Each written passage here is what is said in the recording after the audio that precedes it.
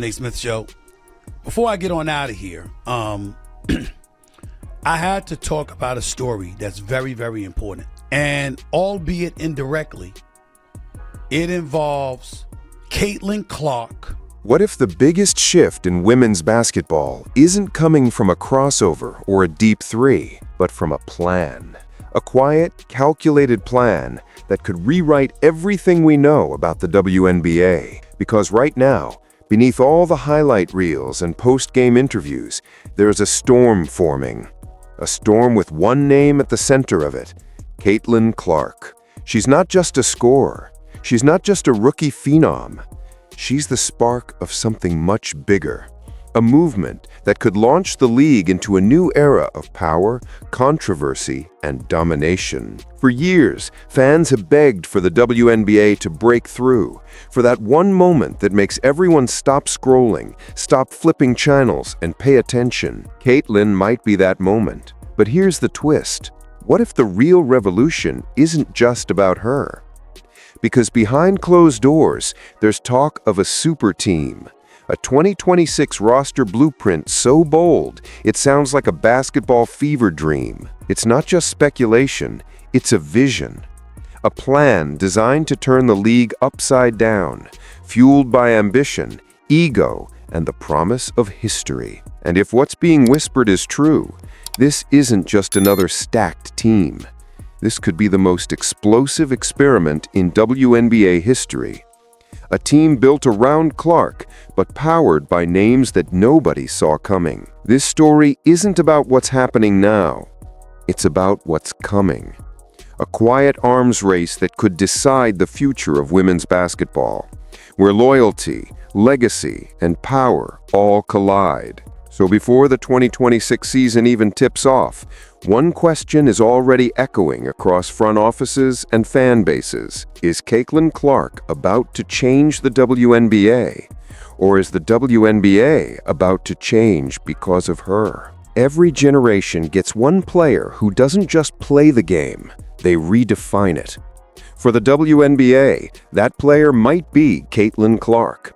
Before she ever stepped onto a professional court, Caitlin was already a phenomenon. At Iowa, she didn't just score, she erased the limits of range, rhythm, and reason. Pulling up from the logo like it was a layup, racking up highlight after highlight that had entire arenas standing before the ball even left her hands. Every night felt like a show.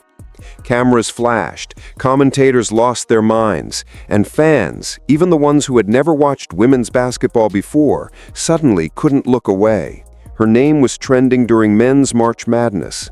Her jersey was selling out nationwide. She wasn't chasing the spotlight.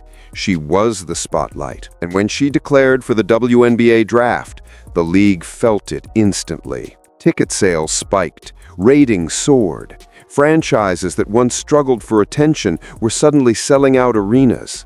In one offseason, Caitlin Clark didn't just join the WNBA, she changed its economy. But here's where things get interesting.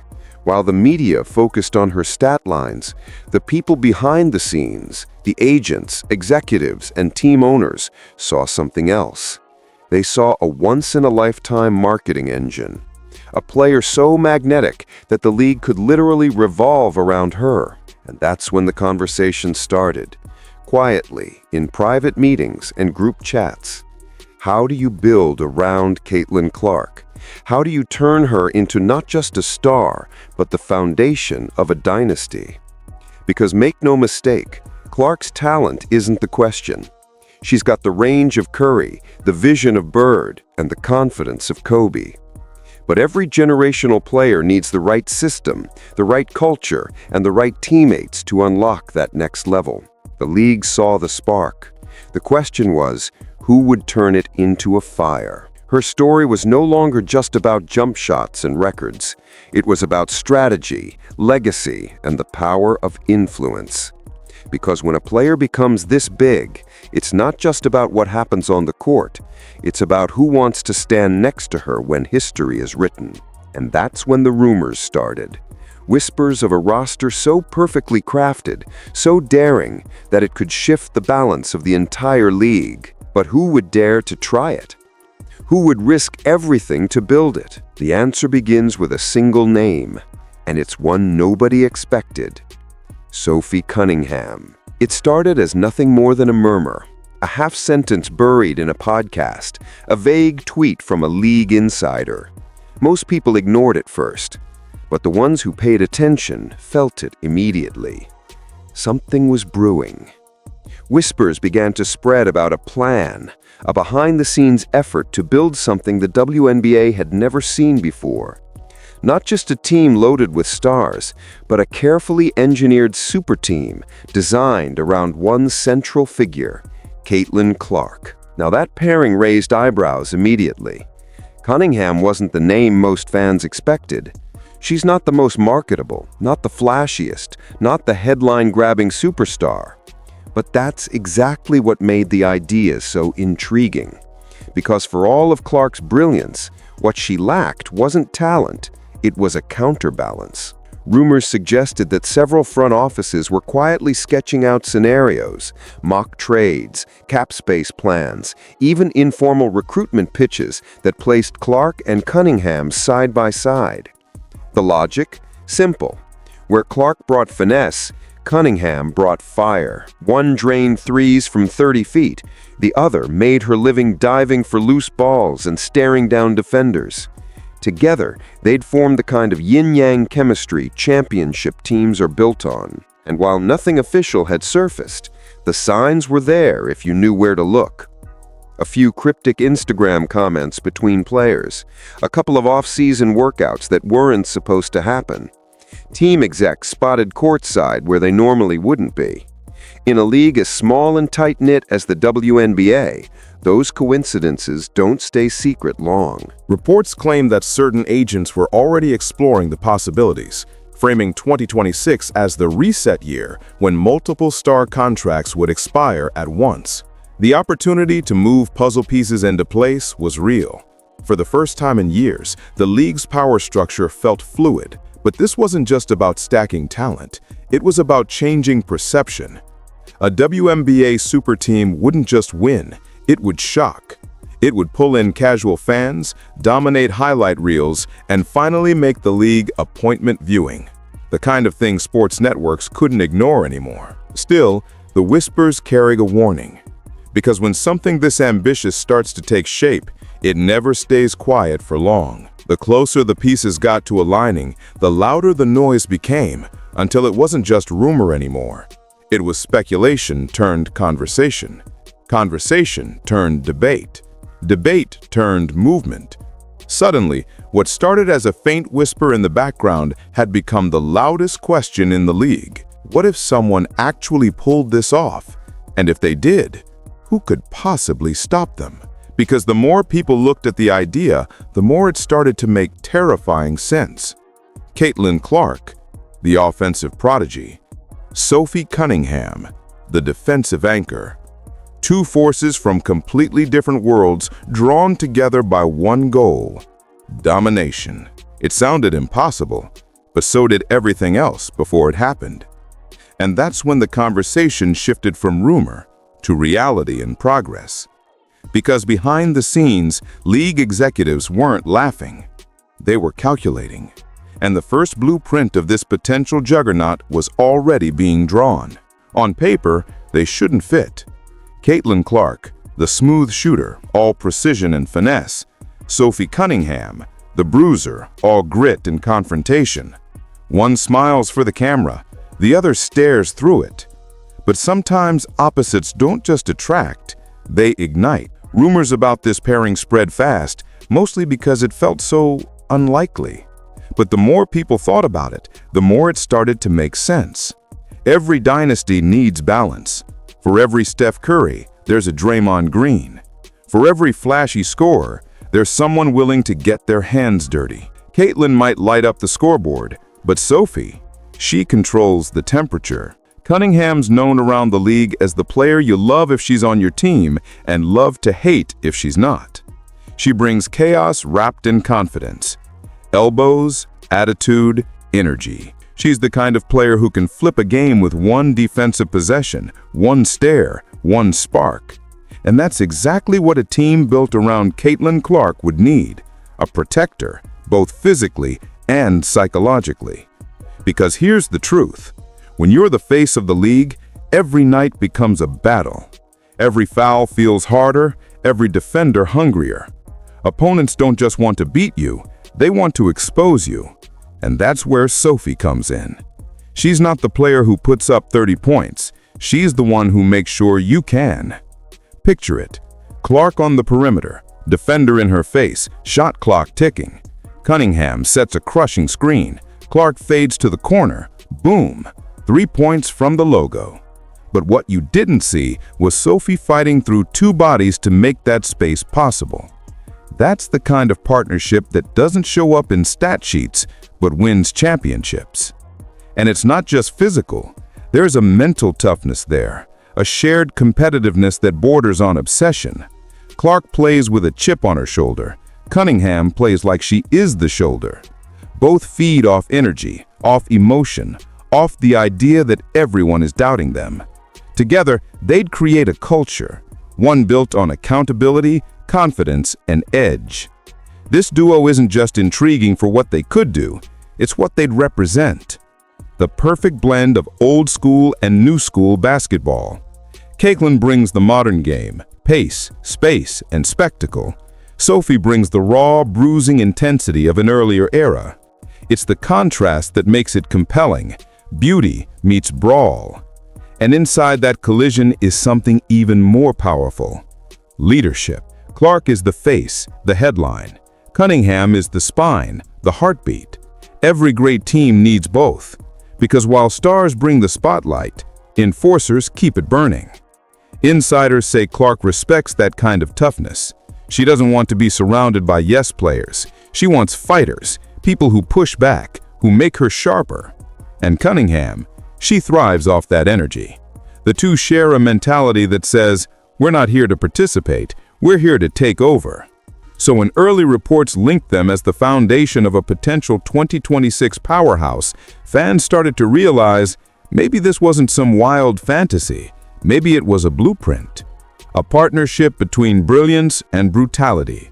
A duo that could change how the league builds teams, how franchises think about chemistry, and how fans define greatness. Because if Clark is the artist, Cunningham is the canvas that lets her paint. And together, they might just be the start of something the WNBA has never seen before. But if this was just the beginning, who were the next pieces in the puzzle? Because no empire is built on two players alone.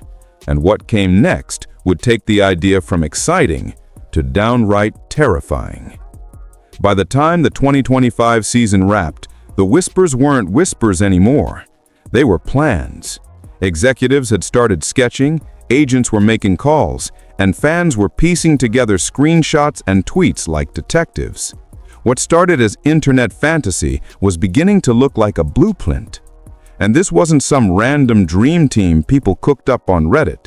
This was strategic, calculated, ruthless. At the center stood Caitlin Clark, the franchise cornerstone. The shooter who stretched the floor beyond belief, forced defenses to panic, and turned half-court sets into viral highlights. But around her, that's where the real genius came in. Imagine a lineup designed like an equation. Every player picked not for fame, but for fit. Caitlin Clark, the engine. Sophie Cunningham, the enforcer. Now add a post player who controls the paint like a fortress. Someone in the mold of Breonna Jones. Not a flashy score, but a walking wall. A rebound machine who eats space, boxes out anyone within reach, and protects Clark from double teams by cleaning up everything around the rim. Then picture the power forward slot. A versatile hybrid defender. A player who can guard 1 through 5, switch on screens, and hit that deadly corner 3 when Clark draws defenders. Think A'ja Wilson or Breanna Stewart energy. A player with length and leadership. Someone who can anchor a defense and stretch an offense. Finally, the wild card. The secondary guard. This one's crucial. A slasher, a ball handler, a player who can attack the basket when Clark gets trapped. Maybe even a young star on the rise, willing to take a smaller role for a shot at immortality. Someone like Ryan Howard, who could be both a weapon and a safety valve. This wasn't a lineup. It was a system. Spacing, defense, leadership, chemistry.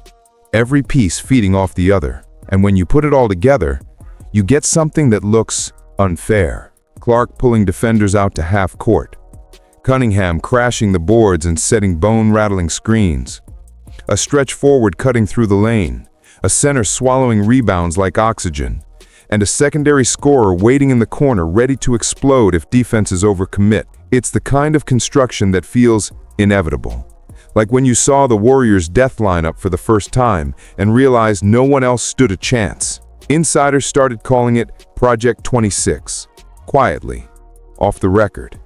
Because if it ever became real, it wouldn't just shift the balance of power, it would reset the league's entire hierarchy. And here's the wild part. It wasn't just the roster that made it dangerous. It was the mentality behind it. The idea that the WNBA could borrow from the NBA's playbook, that building a super team wasn't selling out, it was leveling up. This new generation wasn't waiting around for legacy to find them. They were ready to build it themselves. A group of players united not by loyalty to a city, but by a shared vision, rings, dominance, and history. Because make no mistake, this wasn't about a fun lineup. It was a mission.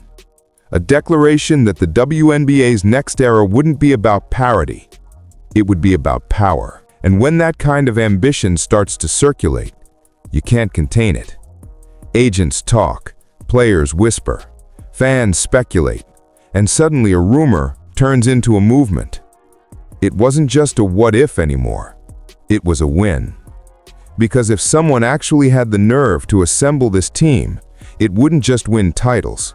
It would change the WNBA forever. But as the excitement grew, so did the tension. Because the louder the hype got, the more people began asking a dangerous question. Is a super team like this good for the league, or the beginning of its downfall? When word of this potential Project 26 super team started spreading, the internet split in two. One side called it revolutionary, the other called it a disaster waiting to happen. To some, this was exactly what the WNBA needed, a power move. Something bold enough to break through the noise, shake up the culture, and finally make the league impossible to ignore. Because let's be real, dominance sells. People don't tune in for balance. They tune in to see greatness. They tune in to see the team that everyone either loves or wants to see lose. That's what the Warriors did for the NBA. That's what LeBron's Miami Heat did a decade ago. And that's what Caitlin Clark's super team could do for the WNBA. Pull millions of new eyes toward the game, even if half of them are watching just to see it burn. But the other side wasn't buying it. To them, this wasn't a revolution, it was a betrayal. They argued that stacking the deck this way would ruin competition, that fans of smaller market teams would lose hope before the season even began. How do you sell tickets in Indiana or Dallas if everyone knows the outcome before the first tip-off? How do you inspire kids to dream about building something when the future already looks scripted? And that's when the debate went mainstream. You could almost hear Stephen A. Smith pounding the table, voice rising with that signature mix of outrage and fascination. "This is exactly what the WNBA needs," he'd shout. "The league has been waiting for a storyline this big, waiting for a villain, waiting for a dynasty, because dynasties drive attention, and attention drives dollars." And for once, he wasn't wrong. Controversy creates curiosity. Curiosity creates views, and views create growth. Stephen A. would paint the picture perfectly. Caitlin Clark is the chosen one, the lightning rod, the figure who forces the league to evolve whether it's ready or not. He'd call it necessary chaos, a move that might look selfish in the short term, but would raise the bar for everyone in the long run. But not everyone shared that optimism. Traditionalists, former players, coaches, analysts started to push back. They said the WNBA didn't need to mimic the NBA's worst habits. They wanted a league defined by balance and integrity, not backroom deals and player alliances. They pointed to what made the WNBA unique: teamwork, loyalty, and player development. To them, super teams were the easy way out. You don't grow the league by taking shortcuts, one anonymous GM reportedly said. You grow it by competition, not consolidation. Still, the data didn't lie. Every time Clark's name trended, ticket sales spiked. Every time rumors of a super team surfaced, engagement numbers shot through the roof. The league had never been this loud, this relevant, this talked about. And so, the question hung in the air like a buzzer beater in slow motion. Would this super team elevate the WNBA to new heights, or destroy the very foundation it was built on? Because here's the uncomfortable truth. Both sides were right. A league without stars doesn't grow, but a league with one unstoppable team doesn't last. It was a paradox, success that could eat itself alive. Behind closed doors, WNBA executives were quietly thrilled and terrified at the same time. They needed the spotlight, but they also needed balance. They needed rivalries, underdogs, stories that stretched beyond one team. Yet they couldn't ignore what was happening. The hype was real. The numbers were real. The money was real. And if the league wanted to keep up with the moment, they had to start asking new questions about value, parity, and power. Because what happens when the team that brings you the biggest headlines also brings you the biggest controversy? When the same thing that saves your league could also tear it apart? It was no longer just a basketball conversation. It was about business, politics, economics, legacy. And as the debate raged on, one truth became clearer than ever. Whether people loved it or hated it, everyone was watching. But while the fans argued and the media exploded, another group was paying even closer attention: the players themselves. Because if this kind of power play was possible, what else could they do? And that question would lead directly to the next chapter of this story, the one that goes beyond the court and straight into the money. Every dream has a price, and in professional basketball, that price is written in contracts, cap sheets, and dollar signs. For all the excitement surrounding a potential Caitlin Clark super team, one question loomed larger than any jump shot. How do you actually pay for it? Because building a dynasty in the WNBA isn't as simple as stacking stars. The league's salary cap is tight, unforgiving, and far smaller than NBA fans are used to. Every dollar counts. Every roster spot is a gamble, and every superstar contract reshapes what's possible. At first glance, the math just doesn't work. Caitlin Clark, a generational talent, would command a max deal the moment she's eligible. She's the face of the league, the ratings magnet, the one player capable of single-handedly boosting ticket sales across every city she visits. There's no question she earns top dollar. But once you pay Caitlin, how do you afford everyone else? That's where things get complicated. Sophie Cunningham, the defensive anchor and emotional heartbeat, might have to take less than market value just to make the numbers fit. The same goes for the hypothetical post player, the stretch forward, the secondary scorer. Everyone in that locker room would need to make a choice: chase the paycheck or chase history. And that's where the real story begins. Behind the highlight reels and headline rumors, there's a financial chess match happening. Agents calling front offices, executives crunching numbers, players calculating not just money, but legacy. Because in today's game, money isn't the only currency. There's exposure, there's influence, there's branding. Playing alongside Caitlin Clark means more than winning. It means visibility. It means national broadcasts, endorsement deals, and millions of eyes that might never have seen you otherwise. A player might take a smaller contract but gain a global platform in return. Some call it sacrifice, others call it smart business. The WNBA doesn't have a luxury tax system like the NBA, at least not yet. But insiders say it's only a matter of time before ownership groups start pushing for one. Because when there's this much potential money on the line, sponsors, merchandise, international rights, the financial rules tend to bend. And the ownership behind a team like this, they'd have to be fearless. Building a super team isn't just about basketball. It's about commitment, willingness to spend, confidence that the gamble will pay off not just in championships, but in attention. The owners would know that every move they make will be dissected, every contract, every trade, every quote. But they would also know something else. The risk could change everything. Because the moment you create a super team, you do more than sign players. You set a precedent.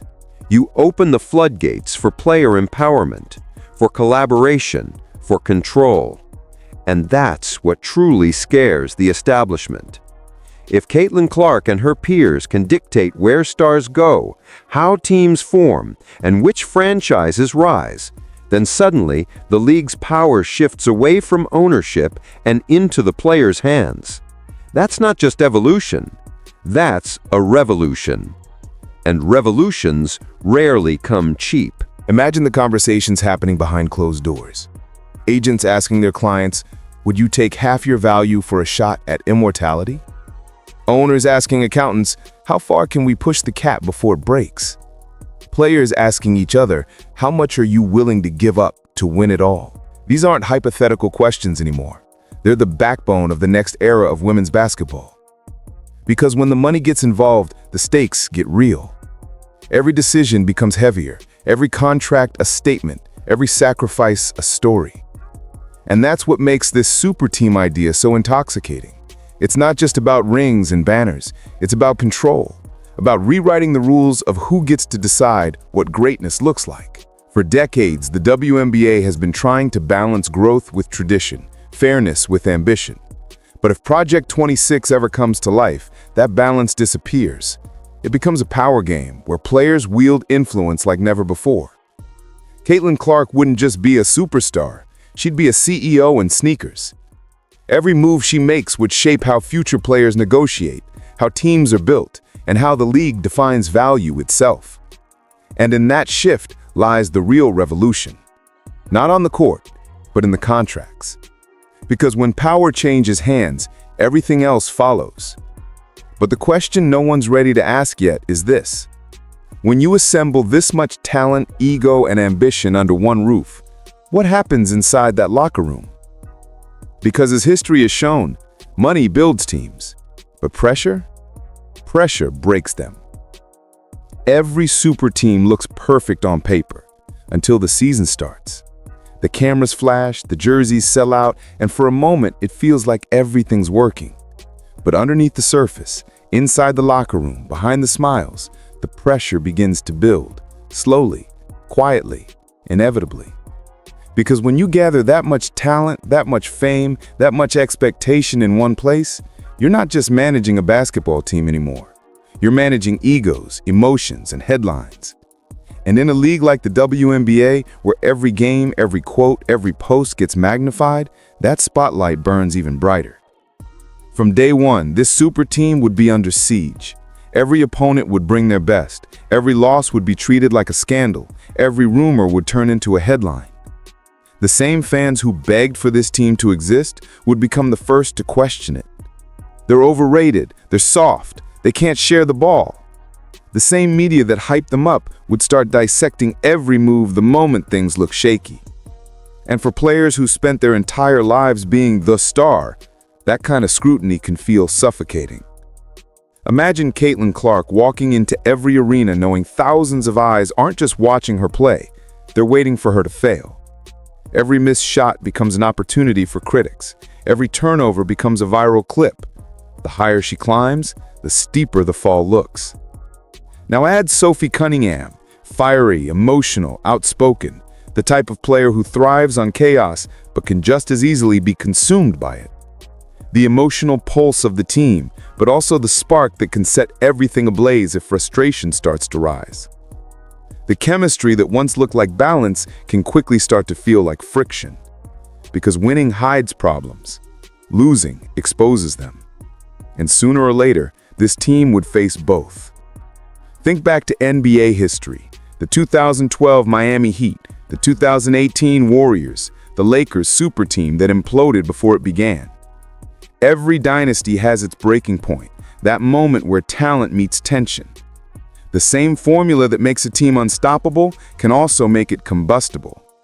Now imagine that playing out in a league that's never seen anything like it. Social media would be relentless. Every tweet, every body language moment, every heated timeout captured, clipped, and replayed millions of times. Fans would argue, critics would circle, and the players would feel it. Not just on the court, but everywhere they go. There's no such thing as off the court when you're the face of the WNBA. Even the smallest disagreements, a side eye in a huddle, a missed high five, would become breaking news. Anonymous sources, leaked stories, reports of tension inside the locker room.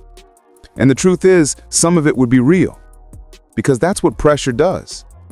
When you're expected to win every game, every title, every season, it stops feeling like competition.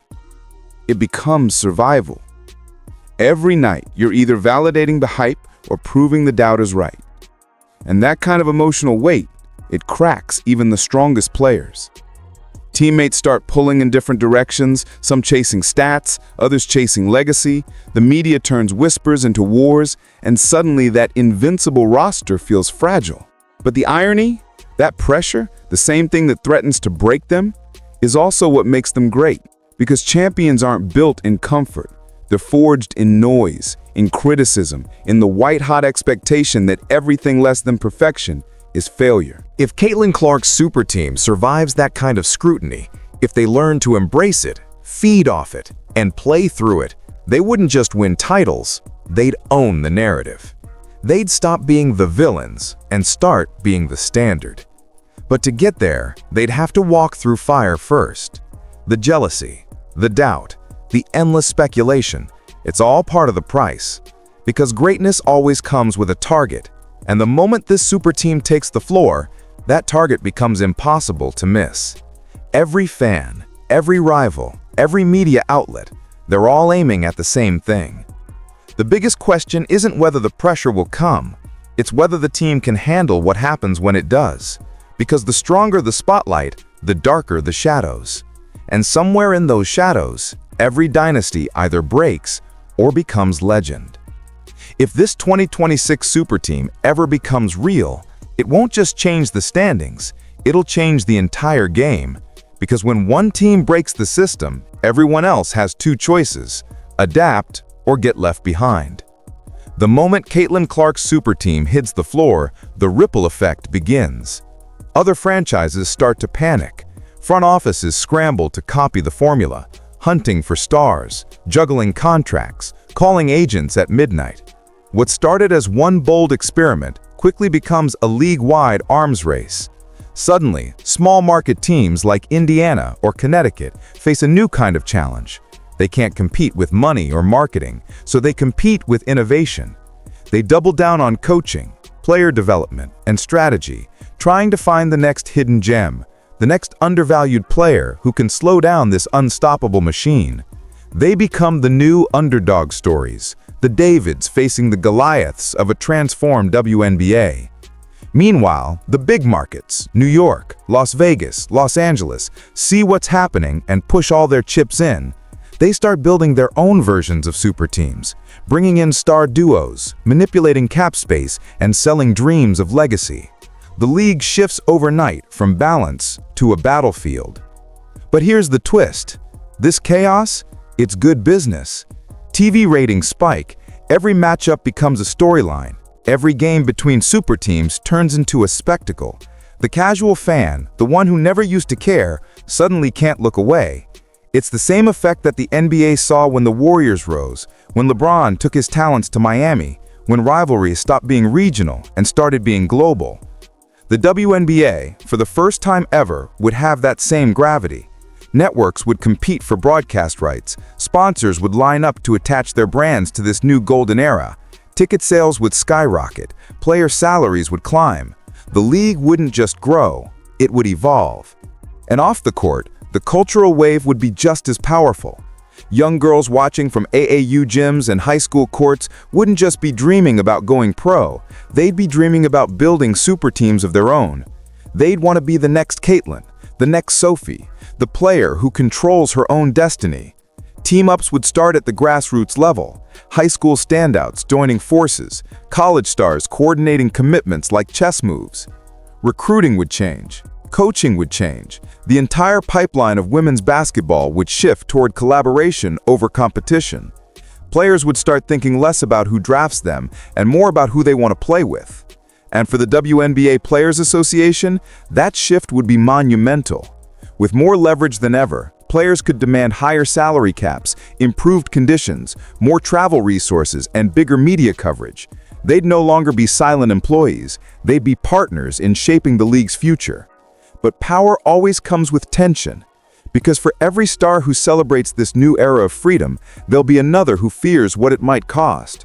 Smaller market owners would warn about imbalance, about dynasties crushing parity. Traditionalists would say the league is losing its soul, that it's trading authenticity for spectacle. And yet, history shows what happens when you give athletes power. They innovate, they lead, they build empires. That's what the WNBA would be entering, its empire era. A new chapter defined by personality, collaboration, and unapologetic ambition. The rivalries would be fierce, the storylines would be global, and for the first time in history, women's basketball would dominate not just the court, but the culture. The 2026 Super Team wouldn't just win games, it would rewrite the rules. Because when one team becomes that good, it forces everyone else to get better. It forces the league to grow, to modernize, to think bigger. And maybe that's the point. Maybe this isn't about one roster at all. Maybe it's about what it represents. The moment women's basketball stopped waiting for permission and started taking control. Still, one question lingers beneath all the excitement, the business deals, and the new era of empowerment. A question no one can answer yet. What happens when you change the game so completely that you can never go back? Because once that line is crossed, there's no old WNBA anymore. There's only what comes next. And that next chapter, it's already being written.